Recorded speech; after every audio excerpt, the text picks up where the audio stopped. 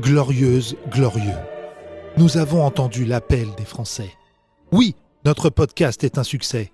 Mais pour continuer le combat, nous avons besoin de rembourser nos frais de campagne engagés dans les 30 Glorieuses depuis 1 an. Alors nous comptons sur vous. Envoyez vos dons pour les 30 Glorieuses sur www.lanouvellevanne.com. Alors oui, glorieuse, glorieux, faites pas les crevards. Les 30 Glorieuses, l'émission de la relance humoristique française. Les 30 Glorieuses, avec Yacine Delata et Thomas Barbazan.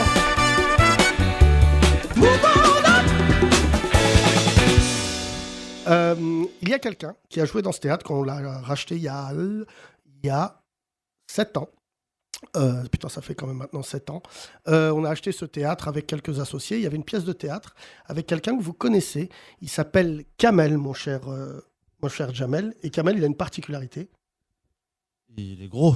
Non. C'est distinctif. Vous allez reconnaître sa voix. Il s'est lancé dans le stand-up. Voilà. Bonjour Kamel. Bonsoir Yacine, bonsoir Jamel, bonsoir. Bonsoir, voilà. Kamel, comment ça se fait qu'on connaît cette voix ? Parce que j'ai participé à un certain nombre d'émissions. La plus connue ? Comment ? T'as fait Love Story. Ouais, voilà, exactement. Putain, mon frère. Avec Loana, 2002. pas que n'importe qui. Non, toi, c'est la Deuxième. deuxième saison. Moi, j'étais pas avec Loana quand elle tombée dans la piscine. Non, Moi, j'étais sinon dans il serait encore avec elle. Non, mais il est avec Loana aujourd'hui. Kamel, déjà, on s'est croisés à plusieurs reprises. Bien sûr.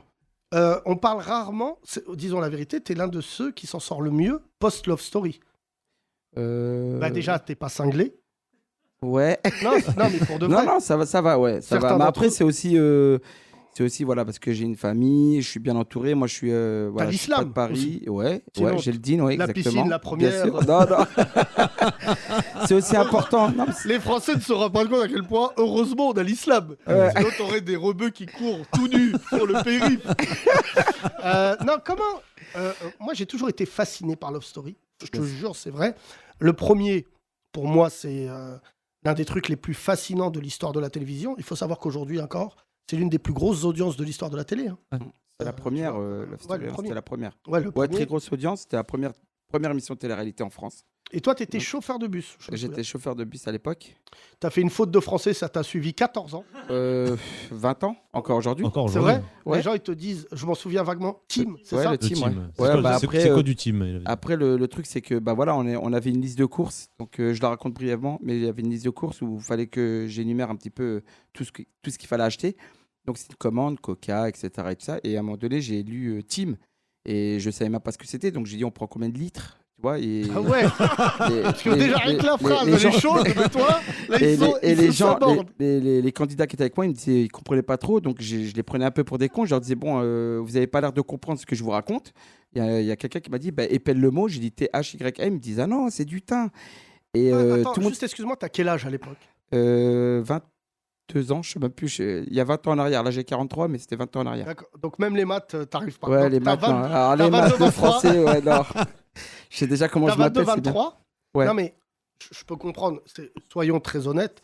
J'avais 22 ans, je crois. Ouais. Ça peut arriver à n'importe qui de faire une faute. Bien sûr, mais je te dis, même le thym, je ne savais pas ce que c'était. Donc, d'accord. Donc, dans les deux cas, j'étais mort. Que vraiment, on part de loin avec toi. Je t'aide là. Ouais. Et ça te suit. C'est le côté tragique du montage. Ouais. C'est-à-dire que tu as été identifié à ça et tu es encore identifié à ça. Exactement, ouais. Quand je croise les gens dans la rue, ils me disent même pas le loft, ils me disent ah tiens, il y a le gars du team. Donc, ouais. Et souvent, quand on me voit en team. Donc je sais même pas. C'est vrai que tu as fait un gros comeback. Le team, c'est. Tu as fait un gros comeback sur Twitter quand il y a eu team. Hashtag team. Ouais, c'était une bonne vanne. Kamel, tu viens de Tours. Ouais. On peut dire que Tours, dans certains endroits, ressemble à ce qu'on a vu de Roubaix. Non. Il y a des quartiers rebeux. Oui, il y a beaucoup de quartiers, mais non, pas forcément. Après. Non, mais c'est pas péjoratif. Hein. Moi, je suis pas d'M6. Non, mais bien sûr. Mais il y a combien de quartiers à Tours ? Il y a beaucoup de quartiers. Je sais pas, il y en a combien, mais il y a plusieurs quartiers, il y a beaucoup de quartiers. Et il y a, c'est des quartiers, je crois que Mustapha El Atrassi il vient de Tours. Oui, exactement. Il y a des quartiers rebeux, renois, ou c'est mélangé comme Non, chez c'est nous mélangé. D'accord. C'est mélangé. Après, par exemple, il y a des quartiers où il y a une plus grosse communauté marocaine. Après, il y a des quartiers où il y a une plus grosse communauté algérienne. Comme à Paris, quoi. Et il y a pas de quartier où il y a de communauté tunisienne. Oui, Il y en a mais pas ça, beaucoup. c'est toute Il y la en a France. 3-4, ils se mélangent. Ils sont un peu en on les dispatche sous-effectif. un petit peu. Non, c'est vrai. Non, mais tu sais, des fois, j'ai souvent fait, moi, des débats, ou même quand je travaillais à l'Élysée avec des sociologues qui ne connaissaient même pas la typographie des quartiers. C'est-à-dire que quand, par exemple, je leur disais Nice, c'est les Tunisiens, ils me disaient non. Je dis non, mais Nice, Bah c'est oui. les Tunisiens. Ah, Parce que les mecs, ils débarquent du bled à Nice et ils restent. C'est pour ça Exactement. que tous les Arabes de France et les Noirs savent que si tu veux pas t'embrouiller avec un Tunisien, la ville, c'est Nice. C'est exactement Non, ça. mais tu ouais. vois, Ouais, bien sûr. On sait qu'il y a plus d'Algériens en France, la communauté maghrébine la plus présente. Ça, c'est historique. Et après, les Marocains, il y a des villes. Toi, tu as grandi là où tu as grandi, Jamel.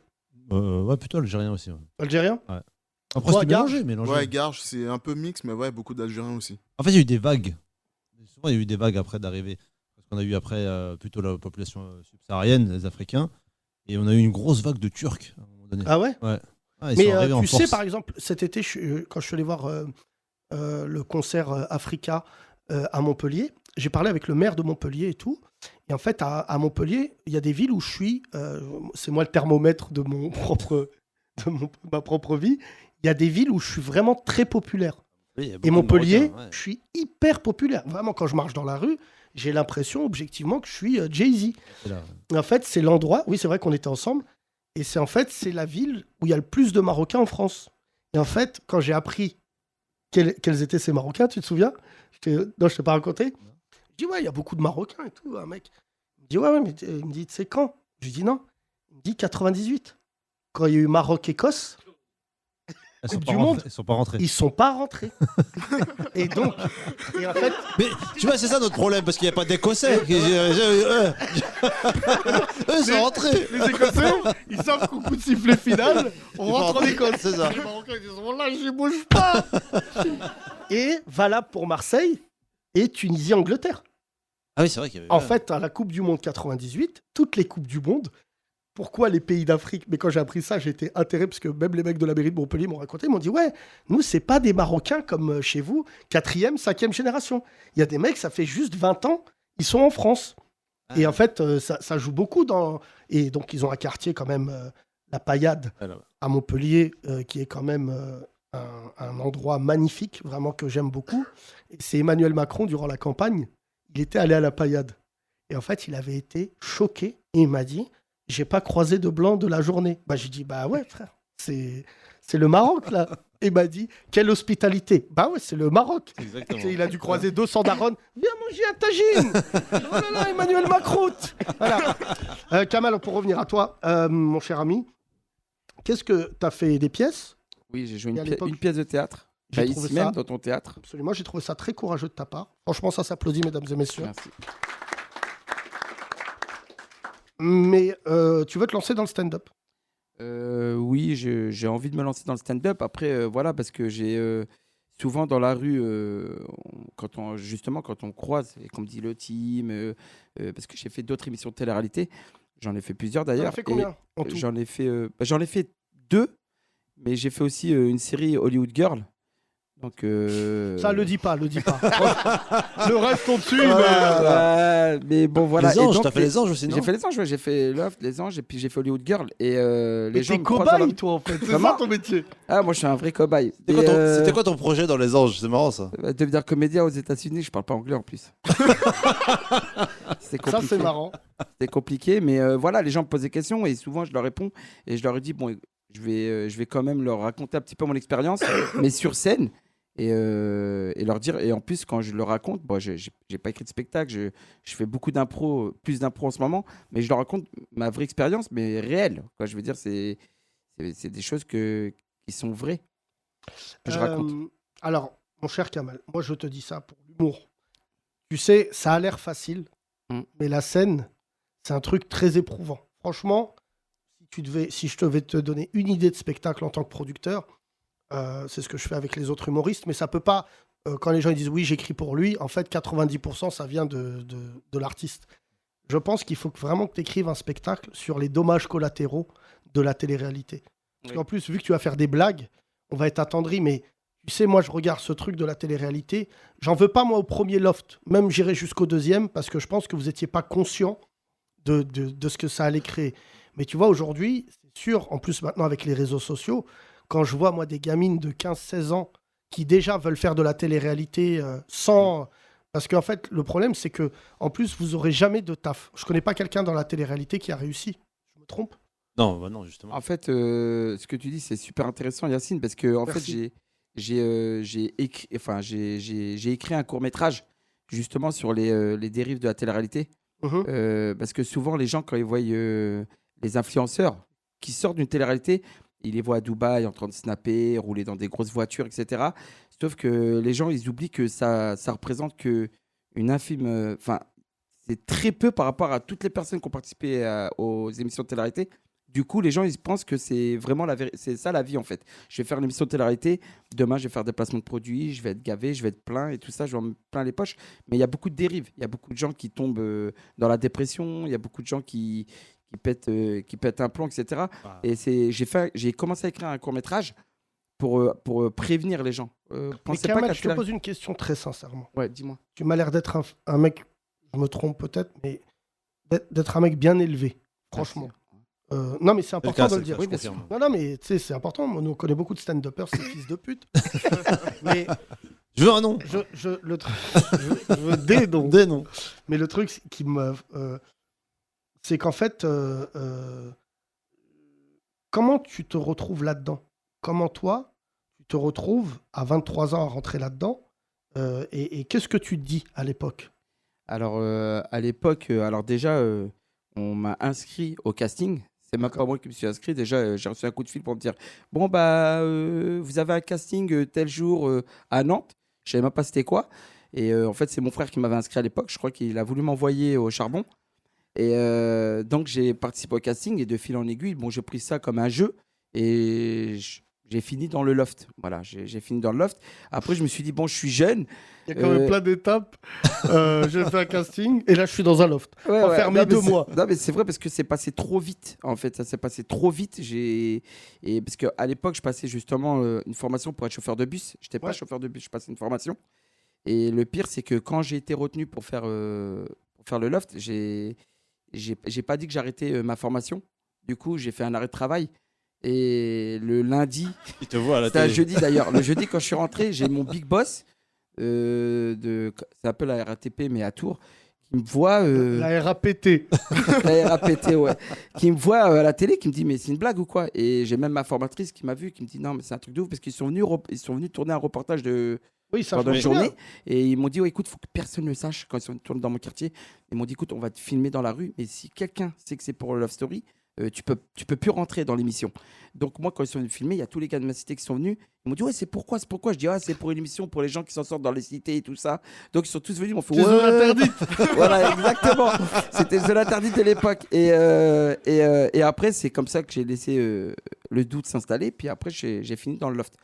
Mais après, pour répondre à ta question, moi, après, j'ai fait Les Anges de la télé-réalité.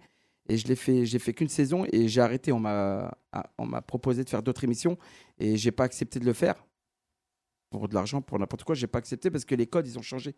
Comme tu disais tout à l'heure, Love Story 1, c'était bien parce que c'était frais, on rentrait, c'était... Non, mais c'était aujourd'hui. fou. Non, mais c'est aujourd'hui. Non, mais Kamel, je te le dis. Ouais. Parlons sociologiquement. Bien sûr. Je sais pas si tu mesures. C'est l'un de mes plus grands fous rires. C'est horrible ce que je vais dire. Mais tu sais que psychologiquement, ils sont tous dérangés dans le loft 1. C'est-à-dire, ils sont dans une piscine. Il y a un moment, ils couchent ensemble. Non, mais pardon, mais c'est ultra gaulerie. C'est-à-dire qu'il y a des gens, ils sont filmés. Et c'est là que j'ai vu que les Français, ça va pas fort. C'est-à-dire, il n'y a aucun d'entre eux autour de la piscine qui dit mais on est filmé. Il y a une caméra. Il y a des caméras. Non, mais Non, mais c'est vrai ce que tu dis parce que je le disais à Jamel, plus souvent je racontais à Jamel. Quand je suis arrivé, moi, donc tout à l'heure tu m'as fait un compliment et je te remercie, mais c'est vrai que moi, depuis que je suis jeune, bon, bah, je mange halal, tu sais, j'ai mes parents, le respect, tout ça. Donc quand je suis arrivé, j'ai vu ce qui se passait à l'intérieur le premier soir, ils ont fait la teuf. Et j'ai vu, il dansait sur la table en string et tout, au-dessus de mon assiette de pâtes et tout. Je dis wow, et je vois les caméras bouger.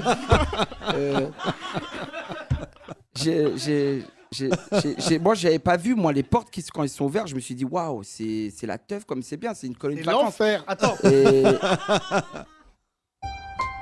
voilà. Donc, Kamel était un musulman pratiquant. Il rentre au loft et perd toutes ses hasanats en 2 jours. Nous allons suivre Kamel, très recherché. à découvert de Partout Hassanet. Kamel, t'as vu, ce piano, c'est incroyable. Je peux tout faire. avec. Ah ouais, la tête d'homme, tu peux dire n'importe quoi. Kamel, moi, je te conseille d'écrire un spectacle. Non pas trash sur la télé-réalité, puisque les producteurs, moi j'en connais d'ailleurs qui sont devenus des amis. C'est vraiment, je suis d'accord avec toi sur le fait qu'aujourd'hui, ceux qui produisent ça, ils savent qu'ils envoient, ils envoient à la boucherie des gamins et des gamines. Parce que vraiment, moi je le vois aujourd'hui.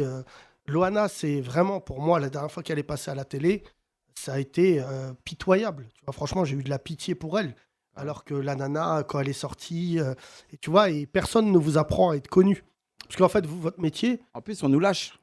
C'est-à-dire qu'on passe du parfait à connu. Et après, on nous propulse. C'est-à-dire que moi, quand je suis sorti, j'ai pas compris ce qui m'arrivait. Et souvent, normalement, on devrait nous accompagner. Mais là, on te lâche dans la nature. On te dit, bon, vas-y. oui, mais moi, je suis bon pas courage. d'accord, Kamel. Je suis d'accord avec toi, c'est vrai. Mais quand les gens ne sont pas habitués, quand ils sont psychologiquement, quand c'est pas solide dans la tête, bah, tu perds un peu les pédales. Mais Donc, moi, je te dis quelque chose, Kamel. Kamel, être connu, je le dis tout le temps, c'est pas quelque chose d'agréable. Bon, des fois, tu as un peu de chance, à l'aéroport, on te fait passer devant les gens, tout ça. Mais Jamel fait partie des gens très proches de moi. Tu sais, c'est vraiment, tu dois faire attention à tout. Tout le temps. Tu vois, même quand tu parles avec quelqu'un, tu vois, t'es parano. Tu vois, moi, je l'ai. Faut être sur ses Tu vois, gardes. aujourd'hui, quand quelqu'un pose son portable pendant que je suis en train de parler, eh ben, je dis que de la merde parce que je me dis, peut-être il m'enregistre. Et tu vois, aujourd'hui, je le dis aux gens qui veulent être connus, c'est vraiment, ça ne sert strictement à rien. Parce qu'en plus, tu as un truc aujourd'hui, c'est que les gens, ils sont connus pour rien. Tu vois, c'est ça le problème. C'est Il y a pas de que. talent, il y a pas de... Ouais, c'est pour ça que moi, ce que je trouve horrible pour toi, et tu devrais en parler dans ton spectacle, après je vais parler avec toi, je vais te donner 2-3 idées de sketch, mais je les écris pas. Mais déjà, je m'engage vis-à-vis de toi parce que je t'aime bien, mais quand tu voudras faire ton showcase, tu pourras le faire ici. Merci, c'est gentil. Ok. Et tu ne seras pas filmé. Et tu ne seras pas payé non Et plus. pas payé, surtout. Non, mais tu vois, il y a un truc, ça doit être horrible la réunion d'après Loft, où t'as plein de corbeaux qui viennent autour de toi, et en te disant, Kamel, quel est ton talent? Ouais, Quel est... Voilà, parce que j'ai une marque de team. Non, mais tu vois, c'est ça qui est marrant, c'est que ça doit être chelou quand vous sortez du Loft, que des gens, tu vois, vous proposent des trucs, alors qu'objectivement, votre seul talent, c'est vous. Il y a un très bon sociologue qui avait rendu un rapport, je te le retrouverai, j'ai lu il y a longtemps, sur Love Story, qui disait, n'oubliez pas Love Story. Dans une série, vous n'aimez pas un personnage. Le mec dans la vie, c'est pas le personnage. Quand t'aimes pas un mec dans Love Story, t'aimes pas le mec. C'est-à-dire qu'il est comme ça dans la vie. Mais tu sais, il y a un truc que je vais te raconter, ça va te faire rire. Quand c'était le truc des villes d'Europe, là, sur TF1. Ouais. Nice People. J'ai déjà raconté dans ce podcast, je vais vous le raconter. Si Thomas était là, il dirait, ouais, elle raconte pas et tout. C'est qu'à l'époque, j'avais une émission de télé sur France 4 et j'avais le studio à côté du studio de Nice People. Et en fait, vous avez un jardin dans Loft qui donne sur... Périph. Sur la plaine. Et nous, tous les jours, on savait qu'ils nous entendaient quand ils étaient dans le jardin. Donc, on regardait Nice People en boucle, c'est sur la chaîne en continu. On allait, on disait là, ils sont dans le jardin. Et donc, je traversais la route. C'était mes voisins, c'était à 20 mètres. Et je criais, on va vous enculer vos mères. Et notre fou rire, c'était de revenir en courant, de revenir à la télé en disant, t'as entendu? T'as pas entendu? Il y a des gars, et genre, on donnait leur nom. Et on disait que des trucs de mythos. Steven, t'as baisé une meuf en boîte, on se souvient de toi, on est là. Et le mec, et ça nous faisait chialer de rire tout le temps. Mais tu sais, je voulais... déjà, dans Love Story, ça nous est arrivé, ça. Il y avait une histoire de clan. Il y a ceux qui se couchaient tôt et ceux qui se couchaient tard. Ah, moi, je faisais c'est partie de ceux qui se couchaient engagement tard. politique. C'est quoi ton parti politique? Ceux qui se couchent à 20h. Mais Vax, Donc, nous, anti-vax. nous, moi, je faisais partie des gens on mettait nos lits dehors Et quand on était dehors, il y a des gens qui passaient à côté et on entendait « Ouais, Kamel !» Ouais. Et puis, il y en a une qui s'est fait charcuter. C'est Angela, à l'époque, qui se faisait insulter. On sait toujours. Qu'est-ce qu'elle est devenue, elle? Je sais pas, j'ai des nouvelles de pas beaucoup de monde à part David. Avec David, qui c'est le j'étais beau ami. gosse Ouais, voilà. qui a eu un enfant seul. qui a eu, Sa femme, elle lui a enlevé son enfant. Non, ça n'a rien à voir. Non, David, il a pas été là. C'était un beau gosse. Ouais, c'était un beau Et gosse. il y ça avait fait une nana pub qui pour avait la- chanté Avoir un seul enfant de toi. Voilà, ça, c'est Marlène. Ouais, et elle fait quoi? Je sais pas, j'ai Bah, pas de... Non, mais j'ai regardé. de ouf. Mais pour... Non, mais Eh, tu connais tout le monde, ça va. les 2 premiers lofts, Ouais. tu me poses n'importe quelle question. En plus, je le dis, finis ton anecdote, finis. En fait, juste pour revenir à ce que tu disais tout à l'heure, en 2002, quand j'ai fait Love Story, c'était je sais pas si tu te souviens, pendant les élections présidentielles, c'est là où Le Pen il est passé au 2e tour. Oui, je m'en souviens. D'accord, ou Jospin. Je-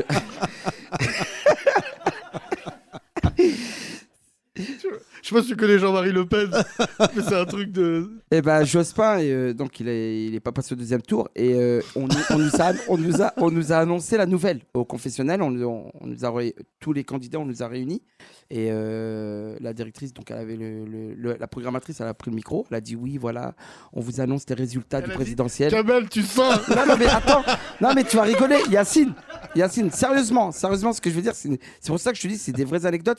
Et elle a dit voilà, le résultat du 2e tour, c'est Non, du premier tour. non, pour passer au 2e tour. Ah ouais, du Ouais, premier du premier tour, tour. voilà, exactement. Jean-Marie Le Pen, enfin c'était Jacques Chirac avec Jean-Marie Le Pen. Et là, t'en as Et fait, là, ouais. et là, non, et bah, puis bah. là, on était tous choqués, tu vois, le FN Quoi, qui Chirac passe et tout ça. Et quand on sort du confessionnal, j'ai tous les candidats qui braquent leurs yeux sur moi, tu sais, quand ils ont reçu les résultats, Ouais. et ils sont venus me voir en me disant t'inquiète, Kamel. Je veux dire, je te jure. Et Ils ont fait une soirée. moi, donc je flippais un peu. Je me suis dit, moi je pensais à ma famille. Je dis putain, ils vont tous partir au bled et tout ça et tout. et moi je leur ai dit aux candidats, je leur ai dit non mais c'est chaud quoi pour moi. Et il y en a une qui m'a regardé, qui m'a dit écoute, pour l'instant t'es dans le loft, reste le plus longtemps possible. T'es en sécurité ici. Pour l'instant, t'es en sécurité. Et t'inquiète pas, on sera toujours là pour toi. Et quand je suis sorti, j'avais toujours la boule au cœur. Et je suis reparti au confessionnal tout seul. J'ai enlevé mon micro. Pourquoi on va à Roissy?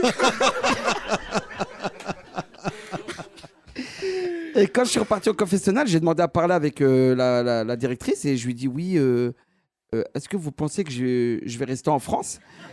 Elle m'a dit Kamel, remets ton micro et repars dans la ville. J'ai dit ok, ça marche. Et puis c'est comme ça, mais je te jure, ils avaient peur pour moi. Et moi, j'avais Kamel, on peur vient pour de moi découvrir que tu n'as aucune connaissance politique.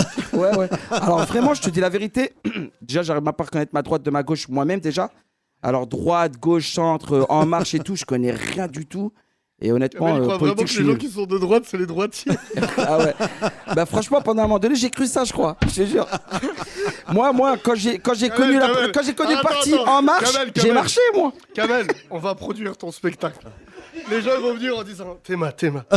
Non mais Kamel, c'est incroyable tout ce que tu dis. Franchement, on l'applaudit, c'était très marrant. Merci, c'est gentil. Merci.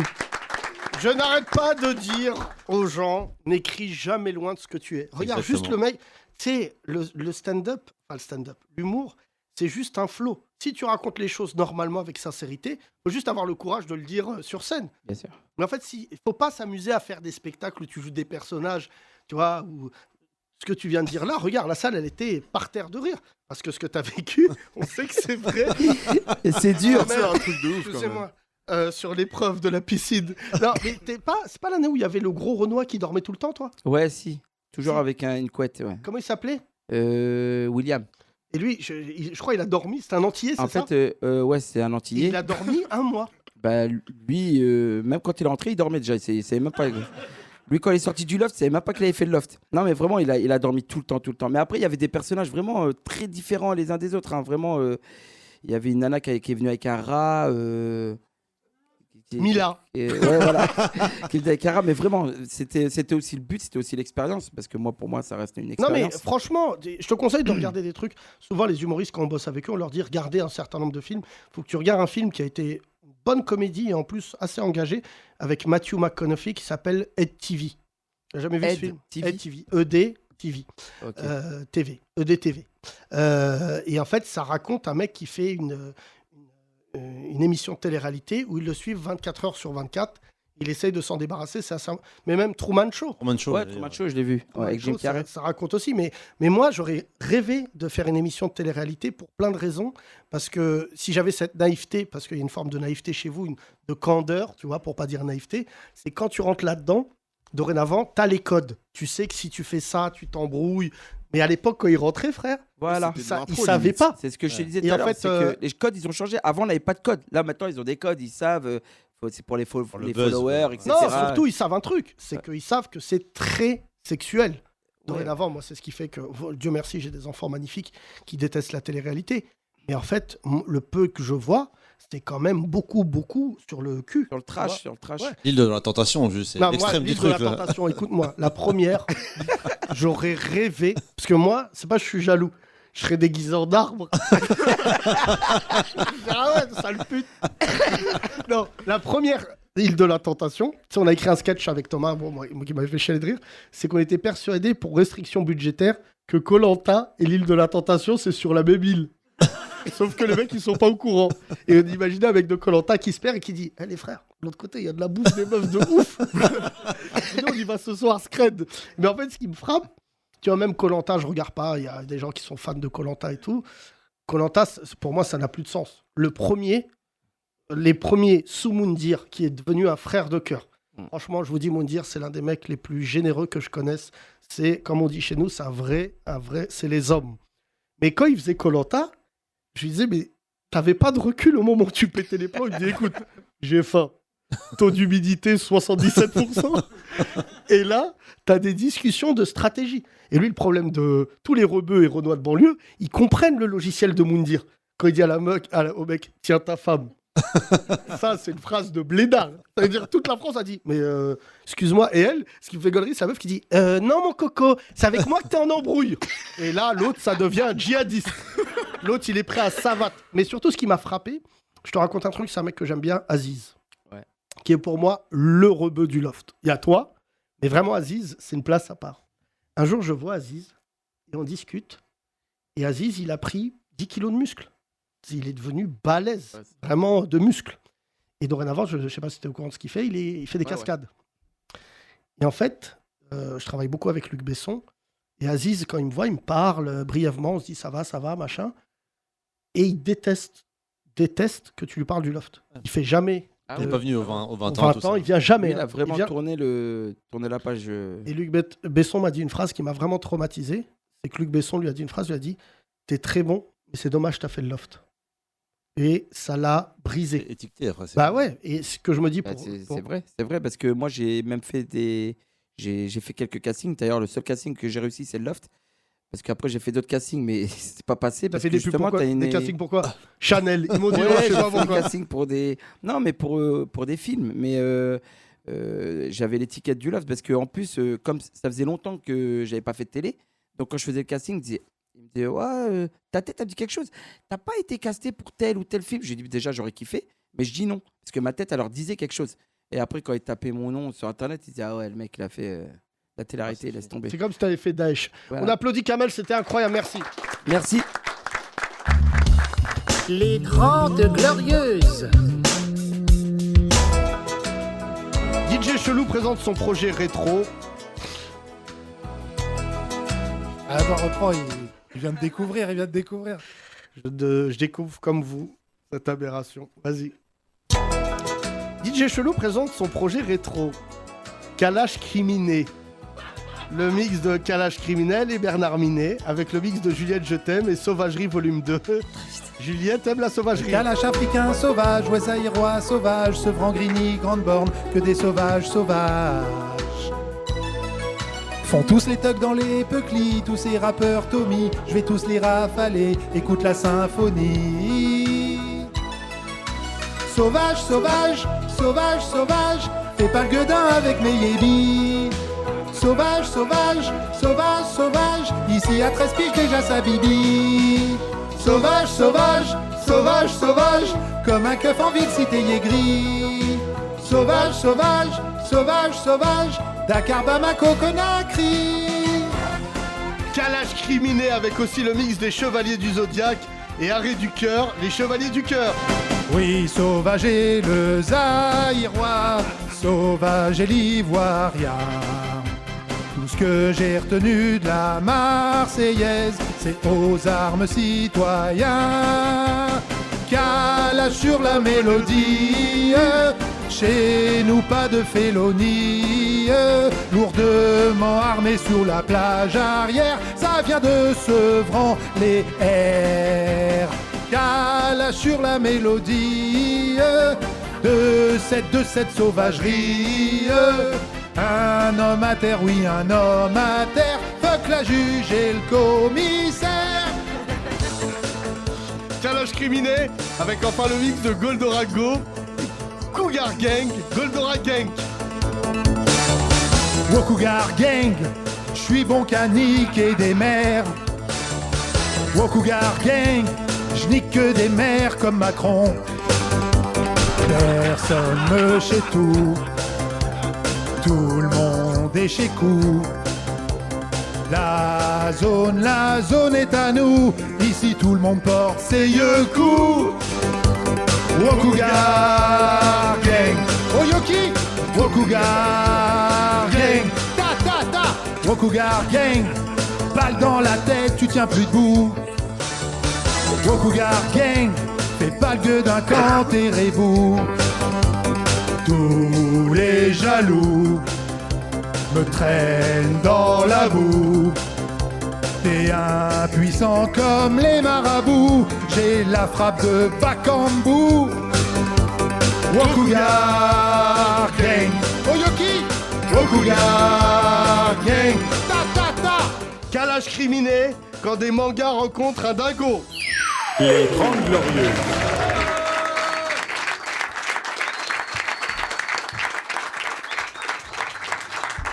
Oui, ça devient exceptionnel. Lâche criminel.